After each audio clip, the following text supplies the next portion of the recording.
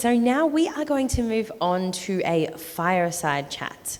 So this one is entitled School versus Tutors, Finding a Middle Ground. So we're going to welcome up two speakers for this fireside chat. Sorry, three speakers for this fireside chat. So first of all, let's put our hands together for proper Rezwana Anwar, FRSA Director, Good Questions Limited.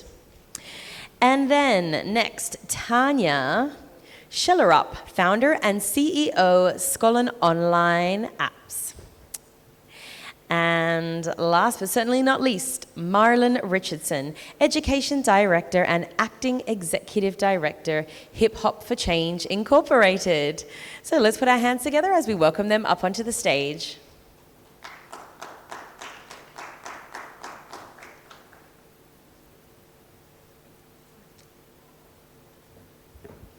Thank you very much, and good morning, ladies and gentlemen. It's an honor to be here.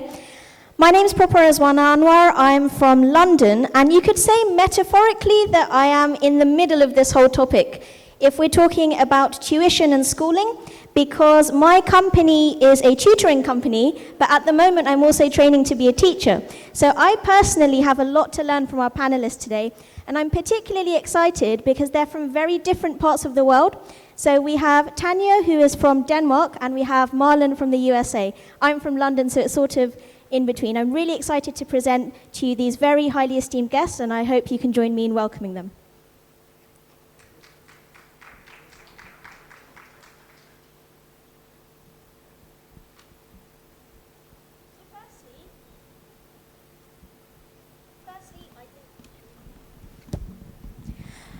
Firstly, welcome to both of you, Marlon and Tanya.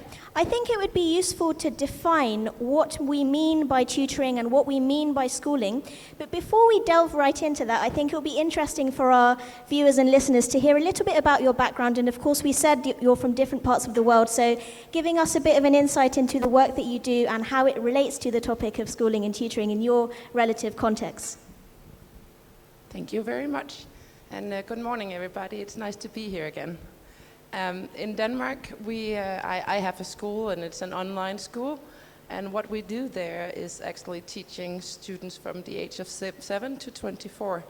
That's in the Danish curriculum, but also with individual learnings like tutoring. So what we do is like school and tutoring at the same time. Good morning. Ooh, I'm loud. My name is Marlon Richardson. Our organization, Hip Hop for Change, we've been around 10 years. And what started as a very grassroots nonprofit organization to empower local artists in the world of hip hop and hip hop culture and music, it evolved into developing a education program where we provide enrichment programming to schools throughout the Bay Area in California in the United States, but also around the country, and we've done a lot of diplomatic work in other countries around the world. But I started this work coming from an arts background. I'm a product of a performing arts high school. I'm a product of a performing arts undergraduate program. So the arts has always played a significant role in my life. And all of my mentors throughout my academic career were all artists. And me being an artist, a practicing artist myself, that was kind of my foray into education, just trying to get vocabulary to impress people with rhymes. And it evolved into reading books, and the subject matter of the books and the content evolved from there. But fast forward years later, we have a fully expansive education program where we're not only training local artists to become mentors and educators in their communities with young people who identify with hip hop culture, love the music and the popularity of the music, and we're using that as the inroads for them to kind of have more equity in their own educational process and journey. We're tying that in with social justice, we're tying that in with personal growth and wellness. So from that vantage point, we are providing kind of an alternative education setting. I'm a product of alternative education, and I think I would like to think I'm a success story to one degree or another. But I think when you talk about tutoring, it's more about a co-teaching model. So it would be interesting to understand and define like tutoring versus schooling versus what education is. And making those distinctions, but recognizing that all of us are teachers in one way or another, especially in the experience of the child. So. For sure, and I think you've drawn that really nicely together, saying that we all have the same overall vision, which is to improve the outcomes of education, whether that be through tutoring, whether that be through formal schooling, and you have very vastly different experiences, so it's fascinating hearing your journey. So Tanya, leading on from what Marlon has alluded to, I'd like you to touch on the differences in terms of definitions, and if we were to say, what's the difference between tutoring and traditional schooling in your view, would you say that they're two different things? Like, does it have to be versus, as the topic initially was, or can we say that they are potentially supporting each other? Thank you for that question. I think that there are differences between them. School is traditional. It has a curriculum that is like closed inside this box, but tutoring can go outside the box and focus on individual subjects. So I also think that you need to implement the two of them, because tutoring is supporting school and not the other way around. That's quite interesting, because I've heard many teachers say that tutors are almost out to get them. It could potentially replace their job, their reputation is at stake. So what's your view on that in terms of teachers fearing that tutors are taking over their jobs? Do you believe in that? Do you not?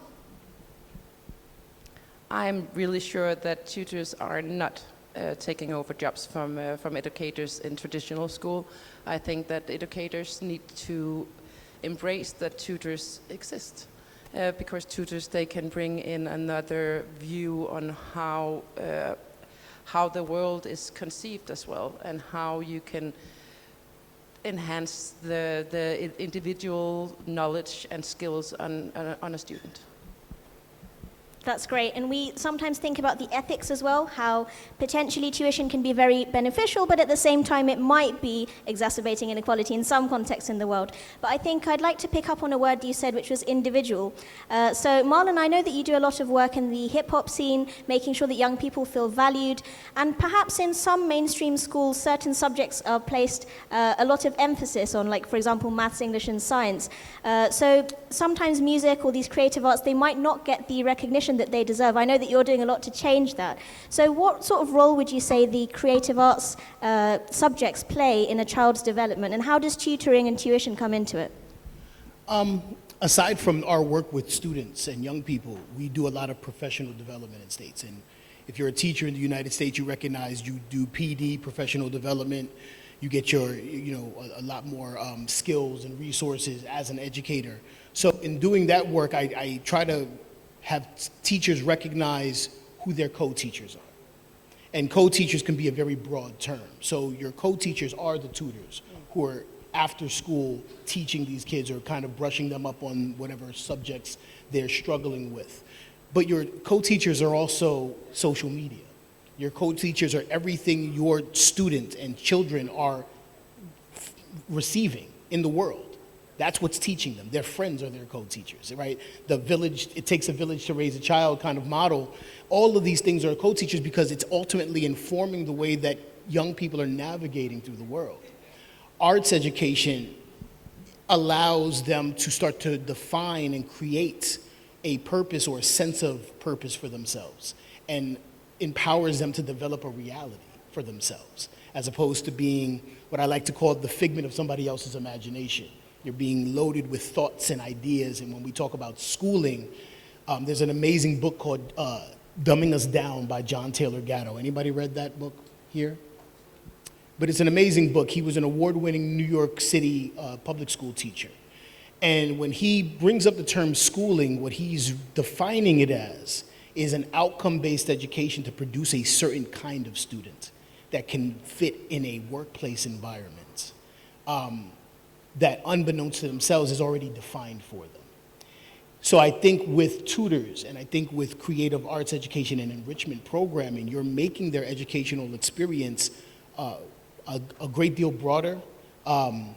You're also enhancing it by giving them the arts, giving them this ability to articulate themselves in any other kind of setting. beat making, for example, music production involves math, which they don't even recognize that they're doing in many cases. They just think that they're coming up with cool sounds and dancing the music and whatever.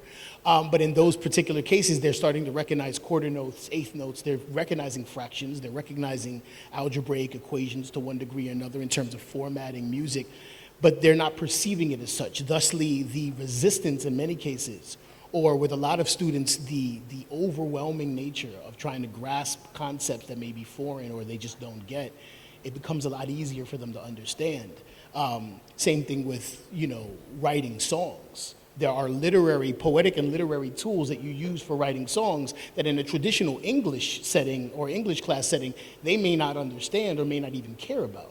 But when it relates to their favorite musical artist, they start to see the brilliance of it. So I guess what you're saying here is the need to personalize education for the needs of each individual. So if there's a student who really enjoys music, then it's important for us to incorporate music as part of their broader curriculum, whether it be through traditional schooling and placing an emphasis on that, or sending them to a music tutor. It's important for us to recognize that that's their interest, and therefore using either of those mechanisms to make sure that their creative juices do actually have an opportunity to get flowing. So that was fascinating, and I think it links to the stuff that you talk about in terms of culturally responsive pedagogies. I remember when I was at school, we didn't have Bangla as a subject at school, so that's the language I speak at home. But when I got the opportunity to sing in my language at school, that was the closest I kind of got to that interest of mine, which was through music. So it was interesting to see how you picked up on that as well. Tanya, coming back to you, because very different context in Denmark, I know that you have a fascinating company, and I'd definitely like to learn more about the work that it does, both with tuition and with traditional schooling. If you could expand on that a little bit. I could. And I would say that what we do with schooling is to ensure that the Danish traditional curriculum is met. Because that is by the law of the Danish government. We have to, or the Ministry of Education, we have to teach them this certain curriculum for them to continue in the Danish educational landscape. But there is also the possibility to continue in the educational landscape without having that specific curriculum. And that might be only for Denmark that you can do that, but that's how you go through the educational landscape. So if you have school, then you have to have a traditional curriculum, but if you have the tuition, then you can also enhance the traditional curriculum and you can make it more individualized. So that's what we do. We have to, I'll pick up on here, that the interest or the individual things that you have your music there. It's not only music, it could be any subject that catches the interest of that individual student. Right. I mean, you brought up the term culturally responsive pedagogy. What I add to that is culturally affirmative pedagogy. It's not so using the child's learned experience as the medium for education, but giving them the understanding and grounding them in the understanding that their lived experience has value in an educational space. And you're converting that experience into concepts that they can now grasp because it has real world applications into their day-to-day lives. And when you have it as an addendum to standard educational practices, I think it just creates an experience that's a lot more robust and transforms the child more so than just giving them grades and assignments and things of that nature. For sure, education is more about just giving grades and marking assignments. And I think it's fascinating when I found out that you speak many languages. And I think that would help you to connect to students and make those relationships more meaningful. So what role do you think positive relationships between tutors and students or teachers and students plays in the quality of their learning? I'll ask both of you that question. Yeah, I think it starts with establishing trust. I think especially in my experience with the schools that I teach at in the United States, they're what we call tier 1 schools that are very low income from predominantly marginalized communities. And in those communities, you'll find that there is a lot of undiagnosed trauma and mental illness that is actually impeding the student from learning. And I think a lot of that comes with whatever's going on in the household or in the neighborhood. And I think kids in educational environments need somebody who they can see and recognize as somebody who they can relate to, but also trust. So establishing trust first and foremost is developing that level of understanding between teacher and student to develop that relationship that allows them to let their guard down, that allows them to learn, that allows them to be guided and taught because they're with a figure that they feel comfortable with. And I think by giving them or approaching subject matter that they're enthusiastic about, that they may be passionate about in their own free time, using that as the catalyst by which they learn, it helps. But it really starts with the relationship. And there's another relationship, which is between the teachers and the tutors. Yes. So if they were to collaborate, then I think the world would be even more harmonious. So Yeah. Tanya, similar sort of question to you about the importance of building quality relationships, whether it be between tutors and students or teachers and students, and how you've done that in your context in Denmark. I think it's very important, especially the relationship and the trust. If it's not there, nobody's going to learn anything at all. So what we do is also to meet the student where they are at and where their interests are. And if you focus on that, then you can help them to a better future. And if you look into the future, what we need there is that everybody enhance their own knowledge and their skills, because that's going to make a stronger foundation for, and it's not only in Denmark, that's worldwide. I think that we need to do it like that. And teachers and tutors, they should just embrace each other and make it even more exciting to learn.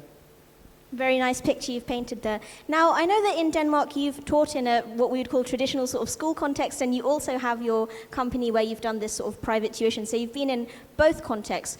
We've sort of earlier touched on how potentially tutoring can, in some cases, exacerbate inequality. Let's say if a certain class of people are just paying for it and certain people are missing out.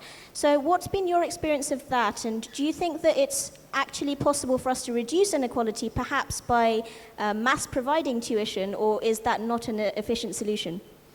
I think it would be good to mass provide tuition, but if you do it, then it should still be in the context of the interest of the student, because otherwise they will not get what they should get from it.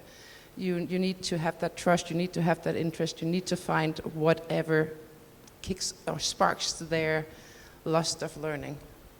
So why is it that you made that transition from teaching in a traditional context to then also taking on the tuition as well? I saw too many students in Denmark that did not thrive in traditional school. I've been working in the educational field since 2005.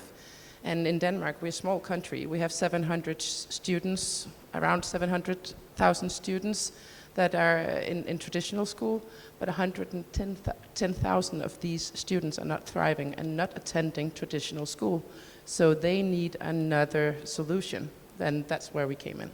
I'd definitely like to pick up on that because I was speaking on a panel yesterday about homeschooling because I was partly homeschooled. I had my personal reasons for it. My subjects of interest weren't necessarily available at the school I was at, etc. But you said quite a large proportion of students were not thriving in traditional school, which is, we say, the other option if we're talking about tuition versus traditional school. So what factors contribute to these students not thriving in a traditional school? In Denmark, it is especially that the days being in school became longer and the curriculum became more like in this box that they have to focus on this. And there's too much noise. Even if there's not noise in the classroom, then they're spending all their energy there. And this just means that they do not enjoy being there.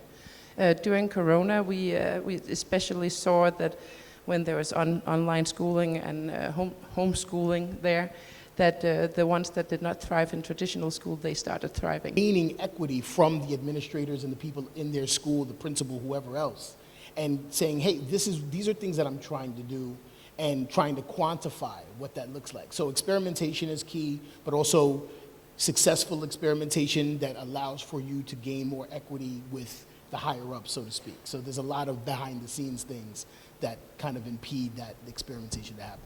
We have heard quite a lot about your successes. Of course, you also received an award recently. I'm interested to hear what sort of challenges you may have experienced throughout your journey in the US through your hip-hop work that you've been doing with the young children. I know they're very inspired, but behind the scenes, it can't have been easy to do the trailblazing work that you've done. So what kind of challenges have you experienced and how have you overcome those? We come from a social justice kind of standpoint, right? There is a extremely negative connotation when it comes to hip hop in educational spaces. A lot of that has to do with the corporate co-optation of hip hop music and culture, that continues to perpetuate negative stereotypes of black and brown youth in the United States, but also kind of paints a broad brush of people who identify with hip-hop culture regardless of their geographic location. So you're walking into these spaces with principals and administrators where you're in a trust deficit. They hear you as the hip-hop teacher, the hip-hop guy, and they already have these preconceived notions and implicit biases as to what you're bringing into the classroom. And a lot of it has to deal with race and respectability politics and power dynamics. So navigating those spaces, me first and foremost as a practitioner of hip-hop culture, but then secondly as an educator, is kind of cracking the code. And it's going over those humps where they have to recognize the value, but I think ultimately they have to see it. It's so much, there's only so much you can do to explain it.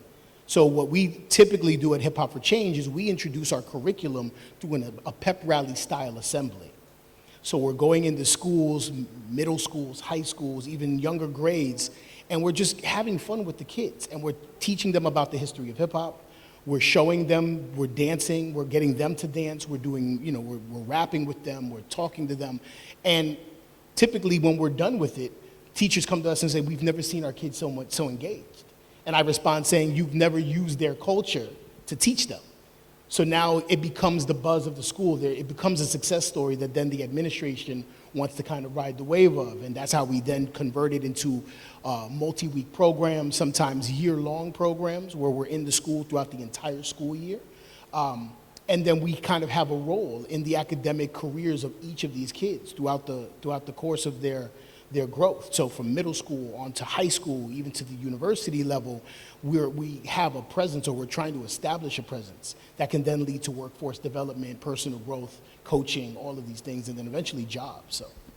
So when you're looking in the US context, you're filling in the gaps that perhaps aren't in the national curriculum, because I don't suspect hip-hop is a massive part of the national curriculum there. So you're catering for the needs of those who are interested in that.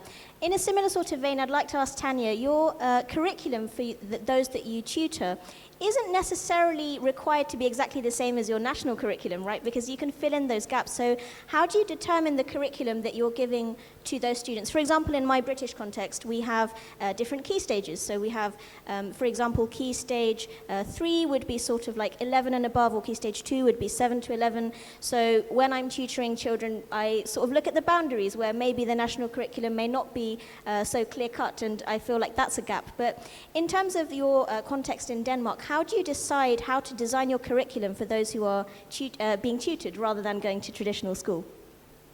Well, when they are being tutored, you still need to have the traditional national curriculum.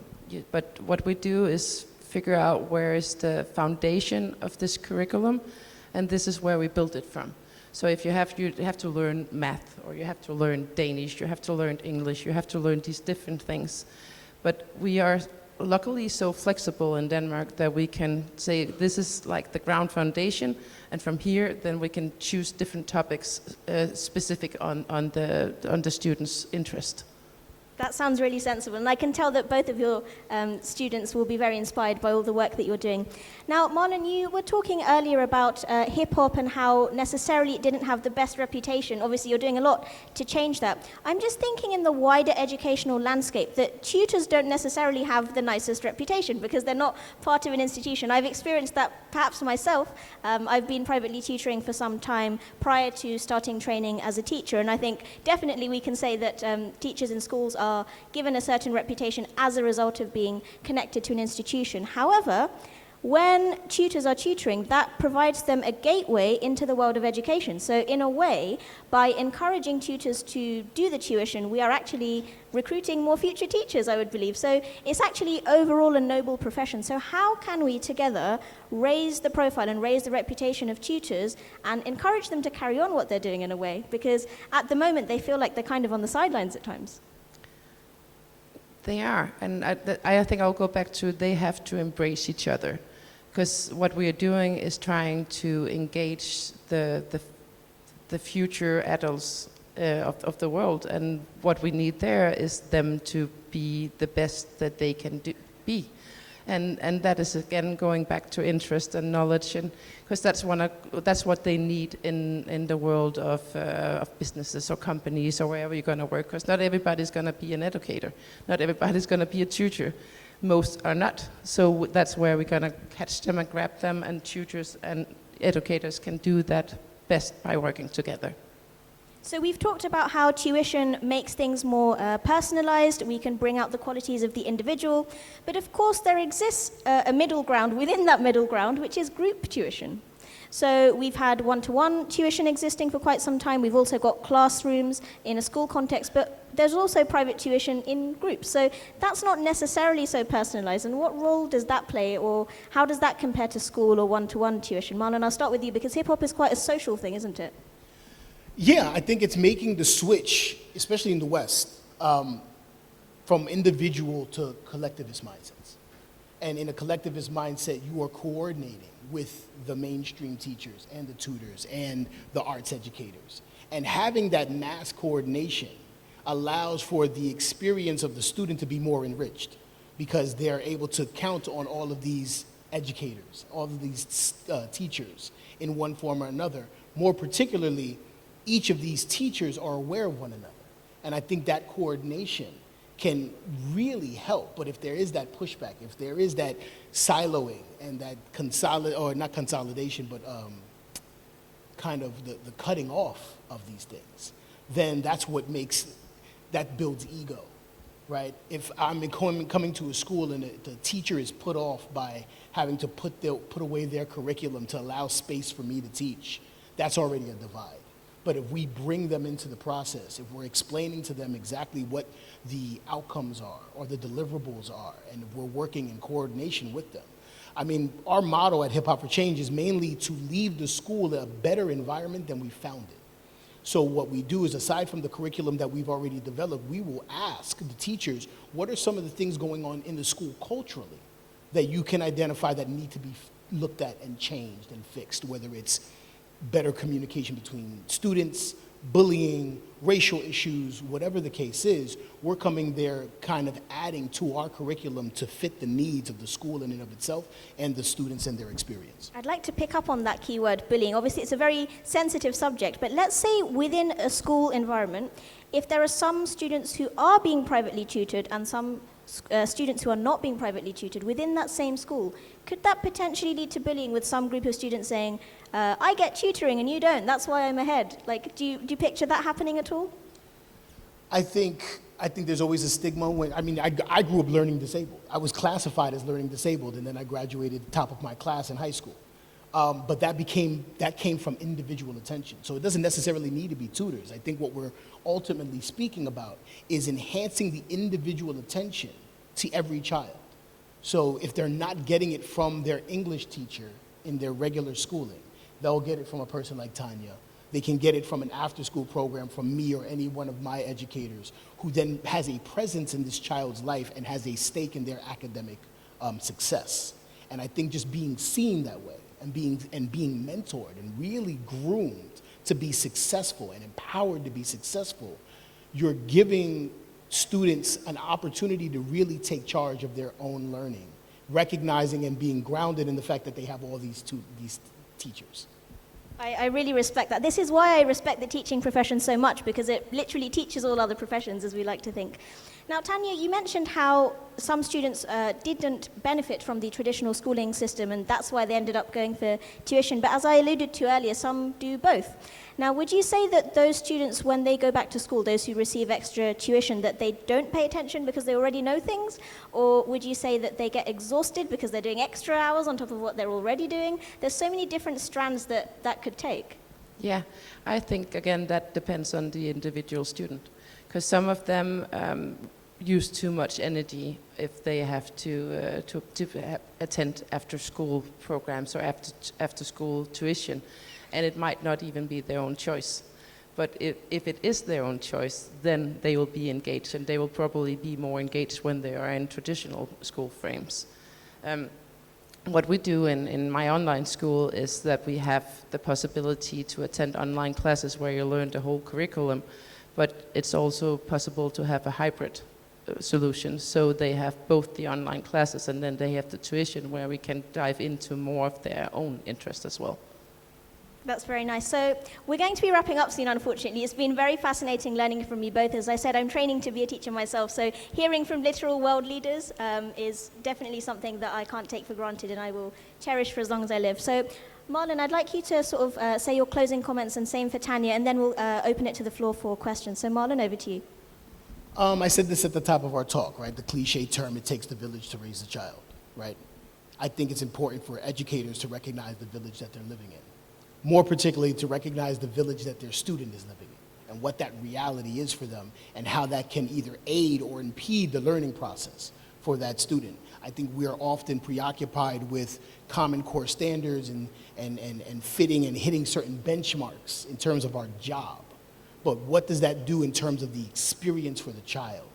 How does that transform this child into somebody who can critically think and be a leader of themselves and contribute to society in a very impactful way? And I think if we look at that from that angle, regardless whether you're a standard teacher, an artist educator, or a tutor, I think we're all a benefit. We all benefit from that dynamic, right? Making the outcome of what we do not so much getting good grades or achieving certain high standards, but really, who is this child going to become and how can we contribute to that?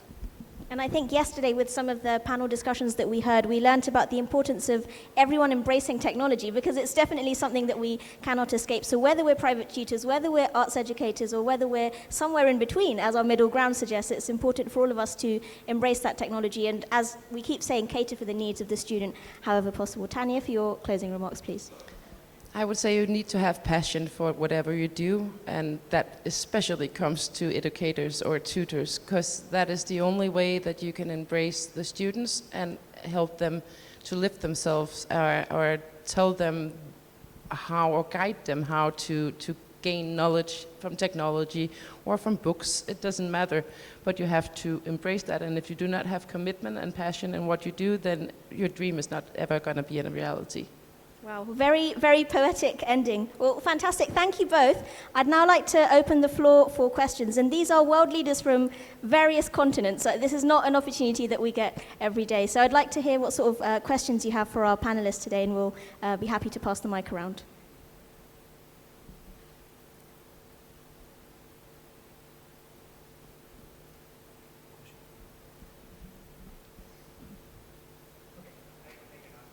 Could we possibly pass a microphone to the gentleman? Hello.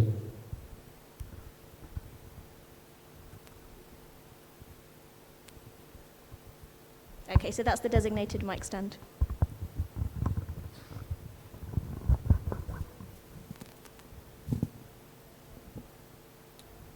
Short and sweet. I come from a technology background.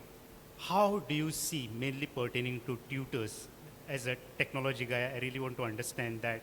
Is it going to, the role of tutors is going to get amplified moving forward with the technology, or these roles are going to reduce over the period of time?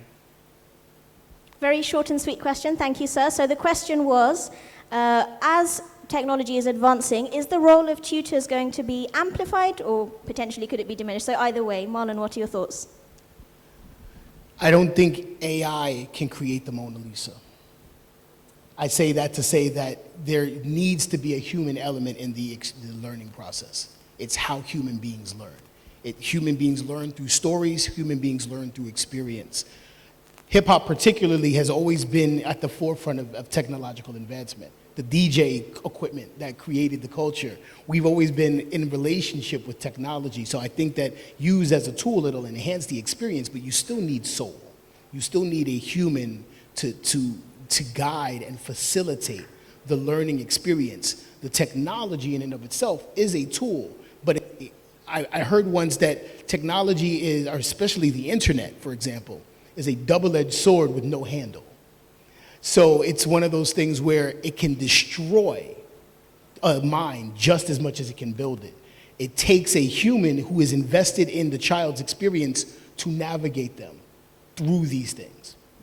For sure. I mean, when we're submitting university assignments, we have rules saying you can't use ChatGPT for more than 5% of your assignment, otherwise you'll turn it in and your AI will work out that you've been doing that. So there is still a difference between humans and between AI, and I think that's quite comforting because it means that the educators' jobs won't be taken anytime soon. I don't think AI can be a mentor in a sort of comforting way like teachers like yourself can.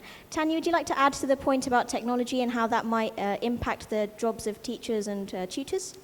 I'm sure that technology is going to enhance tutoring and education as well, but it's not going to replace anybody.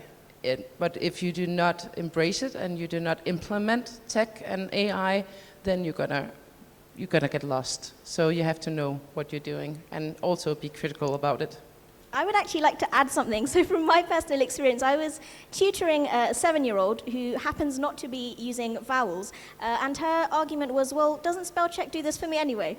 So I'm finding that now with increased uses of devices, that actually, in some ways, we're going behind. So we actually need those tutors and those teachers to step in and hold these children's hands and say, this is how you actually do things the traditional way. Otherwise, that's all going to get lost. But with teachers like yourself on the world stage, I'm sure we have a very, very bright future ahead of us. So Marlon and Tanya, thank you very much, and thank you for being such a wonderful audience too.